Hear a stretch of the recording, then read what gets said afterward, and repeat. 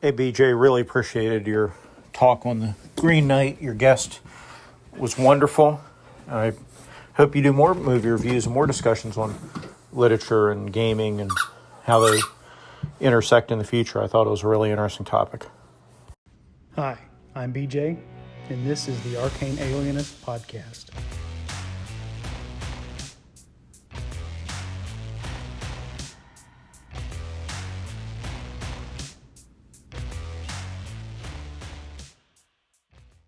That was Jason Connerly of the Nerds RPG Variety Cast there at the beginning. Thanks, Jason. If I get the opportunity to do that again, I sure will. It was kind of a unique opportunity to do because that was a movie I think a lot of the people that are involved in our hobbies were interested in. Plus, it had a role-playing game tie-in, which I'm going to talk about in this episode. But yeah, if we get another, might be fun to do one on Dune when that comes out here in a few weeks, given just that's such a seminal work in sci-fi and fantasy. So yeah, if I could find somebody, I don't know if Dr. Peters has read Dune or not. I'll have to ask her. If not, maybe I can find another guest to talk about it. Anyway, thanks for the call. Now we've got some calls from Spencer, aka Free Thrall of Keep Off the Borderlands. And there's a warning, there's a mild spoiler in these calls because it does reference our discussion from a couple episodes ago of the movie itself. So, and it's a one of those things that makes me slap myself in the forehead once he points it out. So here we go with Spencer. Hey BJ, really enjoyed your Green Knight episode with Dr. Sarah Peters. There were a couple of things I wanted to pick up on. Firstly, the significance of the fox. I don't know if you noticed, but the fox was voiced by Morgan, his mother. And I felt that the fox had been, guiding him on his way. But kind of when it comes to the crunch, the fox is saying, you've proved yourself enough. You really don't need to go through with this. Come home. And that was the voice of his mother kind of, asking him not to go to his almost certain death. Even though he had the sash on, maybe she had some doubts in her own ability to protect him there. But also the map you mentioned and how it didn't look like Britain. I don't know if you've looked at many medieval maps, but it's very difficult to recognise the areas that they are depicting, the countries that they're depicting, because, obviously the technology to accurately measure such distances and possibly even just the kind of philosophy behind creating a map and what it was used for. It's very difficult to recognise the areas in a geographical sense. Having said that, it's quite possible it takes place in a fantasy realm, but my understanding is that this is going on the west coast of Britain, kind of mainly sort of northern Wales, that kind of area. Anyway, just wanted to share that. Great episode. Thanks. Bye. Thanks, Spencer. That was I appreciate that. Yeah, you point out a couple things that should have jumped out to me before, so I really appreciate that. I'll also point out to everybody, Spencer's got a episode he just put up this week also about the Green Knight, where he takes a call from Safer of Safer Fantasy Crafting, and then responds to that, where they talk about some of the theories of what the Green Knight symbolizes, and some of its possible pagan or Celtic origins, in pre-Christian Britain. So I would definitely recommend, in fact, I'll put a link to that in this episode description for this episode, and you should definitely go check that conversation out. But yeah, thanks again for the call, Spencer. Always enjoy hearing from you.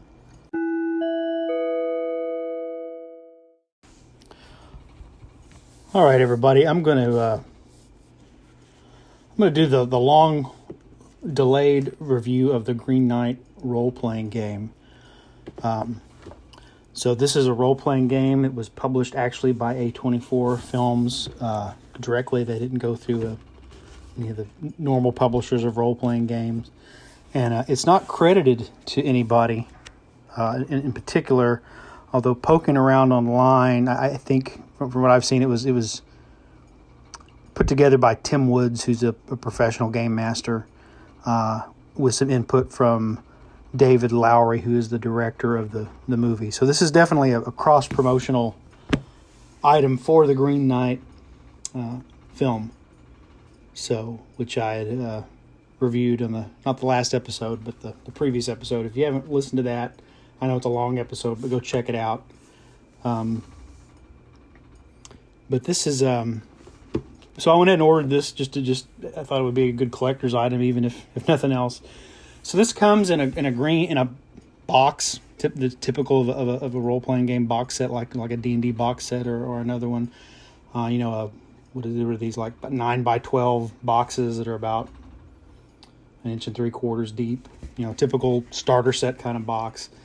The box is your white kind of standard box, and then the paper they've covered the box in that is green. It's got the Green Knight, a fantasy role playing game. On the cover, there's a picture of Gawain, seen from the back, staring down the Green Knight, who's kind of hulking over him with his axe raised. And although Gawain does not appear in the game, which I'll explain that here in just a second.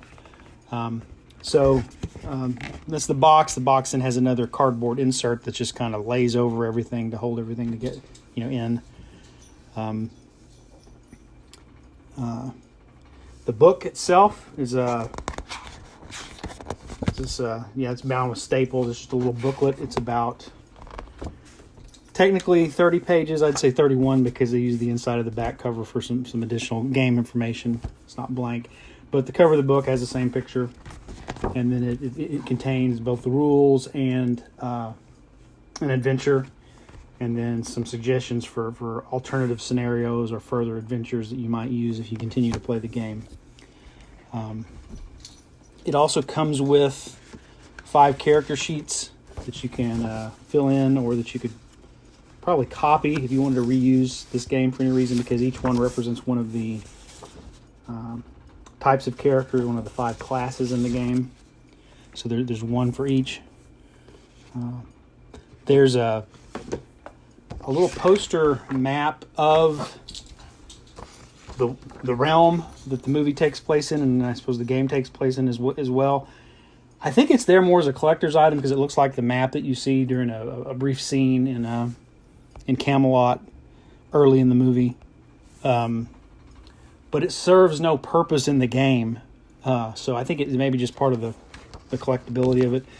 It came with a postcard-sized... It's not a postcard. It didn't have a place for postcard on the back, but a postcard-sized picture of...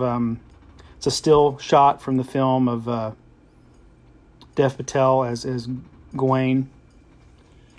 And then I thought this was kind of cool. The invoice itself is just printed out on a piece of printer paper, but it comes folded up in a sleeve, a black cardboard sleeve, like you might get your theater tickets in if you were going to the proper theater, not necessarily the movie theater. And you go to pick up your tickets. It'd be the kind of sleeve they would put those things down in. So let's get a little black cardboard sleeve with the A24 logo stamped, embossed into it. And then it's got a black, green 20-sided die with green numbering. And the numbering is kind of stylized to look kind of similar to, a Gothic or a medieval kind of font on the die. Pretty nice looking die. So that's what's in the box itself. So the way this game works, it's clearly inspired by, I think, the D20 Dungeons and Dragons system, although it's a pretty simple, straightforward game. You play a character who a year before had an encounter with the Green Knight, and now you are on your way.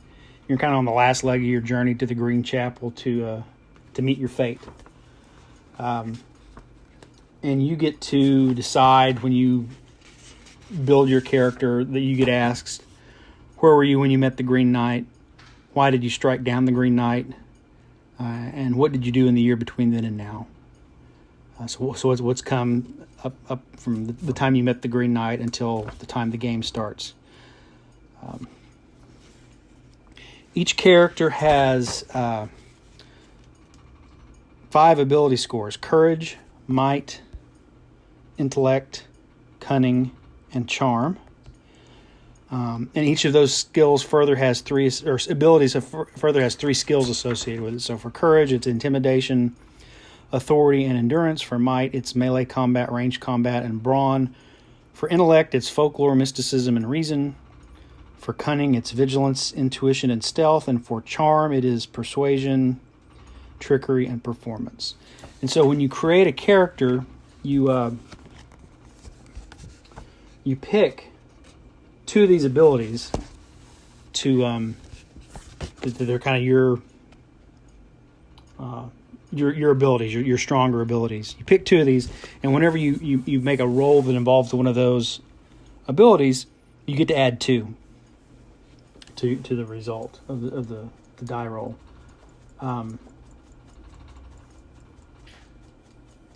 So these are your core strengths, and then you choose 4 skills.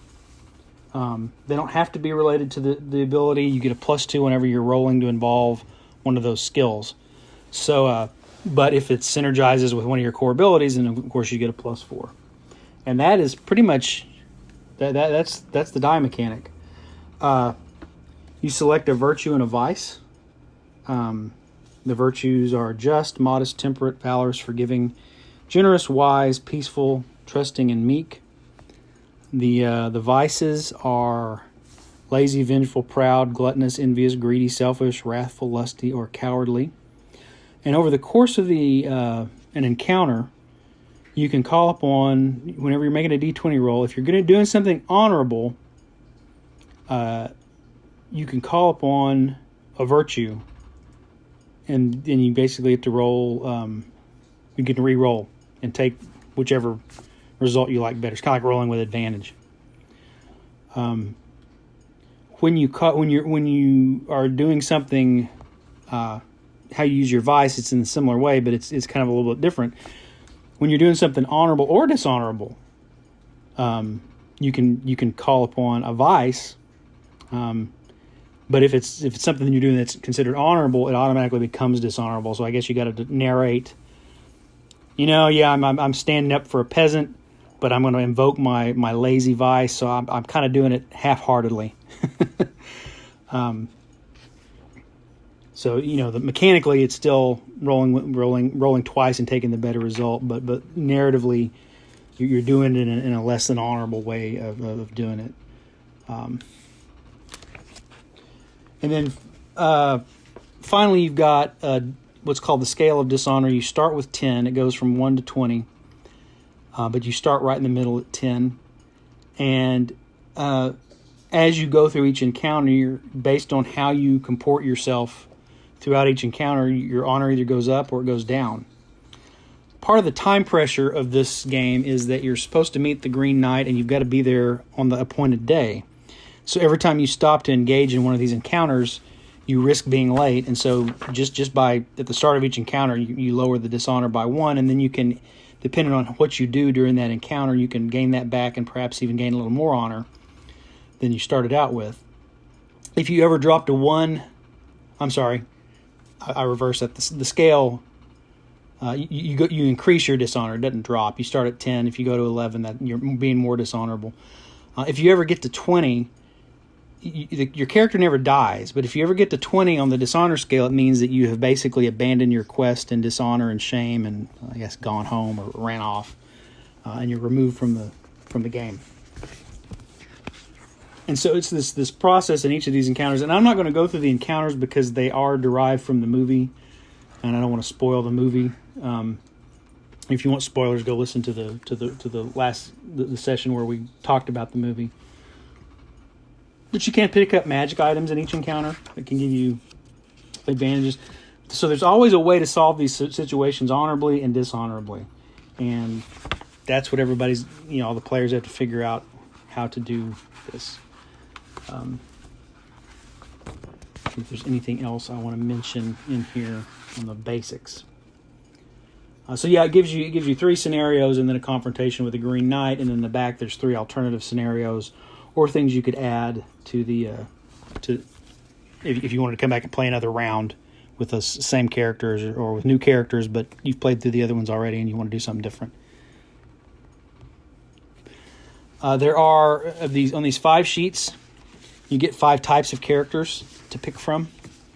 There's a noble, a hunter, a knight, a bard, and a sorcerer. And so the choice of virtue and vice, the questions about how you met the Green Knight, how did you get here, the dishonor track or the dishonor scale, and the abilities and skills are all the same for each character, but they've got special moves, and each one has 4 to choose from, and you pick one.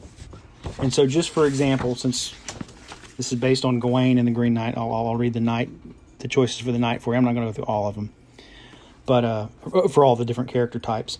But special moves: choose one special move for your journey. The game master may choose to allow more moves, or you can earn one for future quests. I might, if I was going to play this, because probably this doesn't have a lot of replayability, I'd probably let people pick one, and then if they end each encounter honorably, I'd let them add another one to their repertoire, probably. But the first one is lead by example for a knight.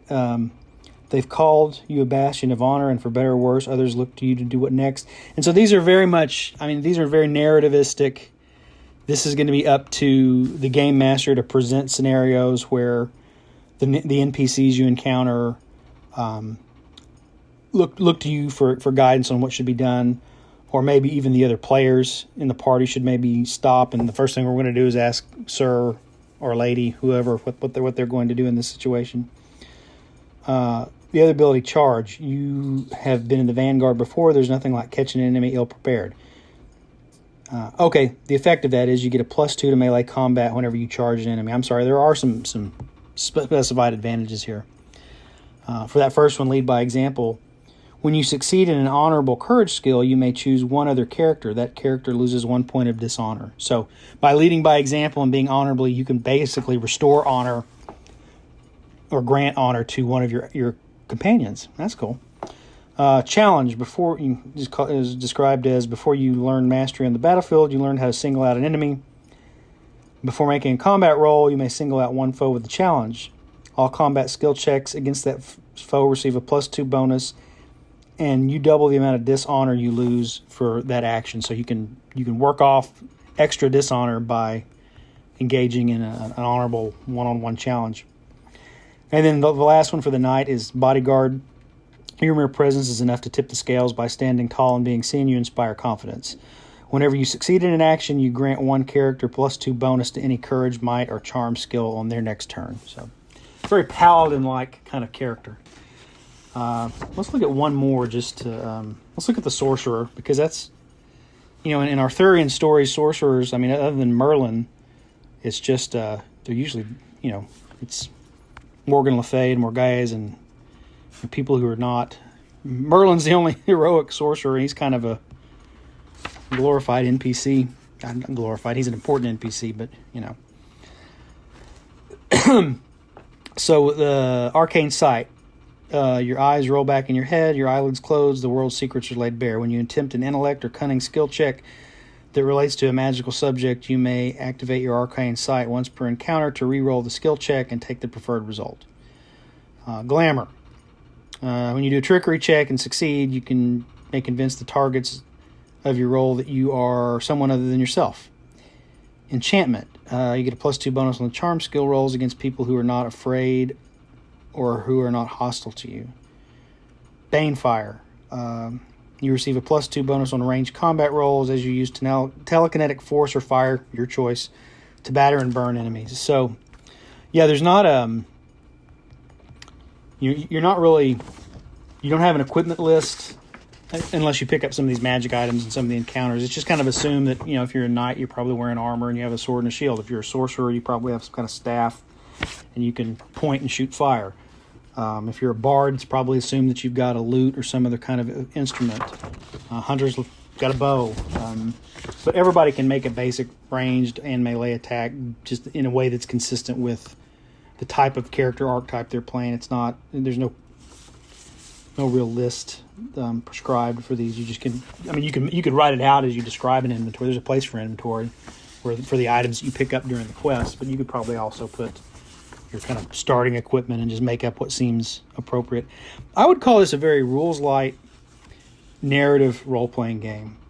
I think it would be fun.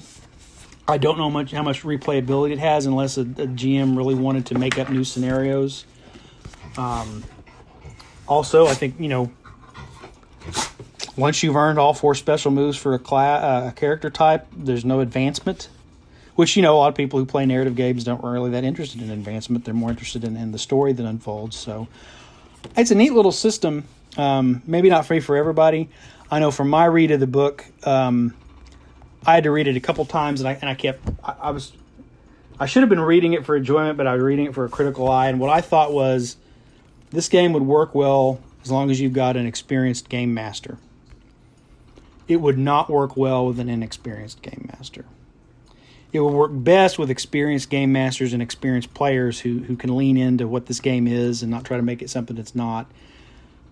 It would not work with an inexperienced game master trying to, particularly with inexperienced players. This is not a good game to introduce someone to role-playing game. This is not a good game to introduce someone to being a game master. This might be a good game for an experienced game master to give someone who's never played a role-playing game a taste of what role-playing games are like. It does have some mechanical crunch, not a whole lot, not the complexities that you find in a lot of other games. But it's there, so you get the idea. I'm rolling a die, and there's some numbers based on who I am that affect my die roll depending on what I'm trying to do. I mean, this very bare-bones skeleton of a D&D style game is here. So yeah, I guess if you wanted to take the 6 scenarios in here and analyze them and break them down and sort of come up with a method for creating new scenarios for yourself. Heck, you could probably come up with some other character archetypes. You just got to come up with these special moves, and they appear to be pretty straightforward. Anyway, that is the Green Knight role-playing game from A24 Films. Again, it was published directly by the film company, not by a third-party publisher. So I'm kind of looking forward to playing it with some people at some point in the near future, and if I get a chance to do that, I'll report back on how it went. Probably you're looking at a one session, at the most 2 session, depending on how much. If you want to kind of keep it on rails and just move from scenario to scenario, it's going to go fast. If you want to treat it more loose and goose and give people plenty of time to talk to NPCs, and you might have to make up NPCs, and people they meet along the way. You could probably get draw it out a lot more the more role playing, free-form role-playing people want to do. So, but even then, I think you probably only get a second session out of it. Unless you want to, again, add those other 3 scenarios at the back, and then you might be able to drag 1 to 2 sessions out to 2 to 4 sessions. I don't know. So that's it. That's the Green Knight role-playing game. Of all the things that's in here, though, I guess the one that really fascinates me is the Dishonor track. It does something... And of course, it's directly tied to the setting and the premise of the game is that honor and dishonor. That's not a new concept in a role playing game, but it's effectively a timer because you've been given an objective, and everything that gets in the way sets you back.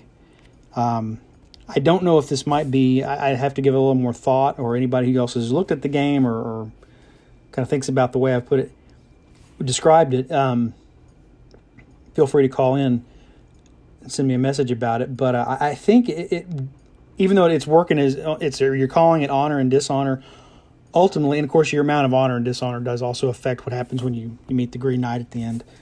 But what it also does, like I said, it creates a sense of urgency because every time you stop to deal with a problem, you're delayed in getting to your actual objective.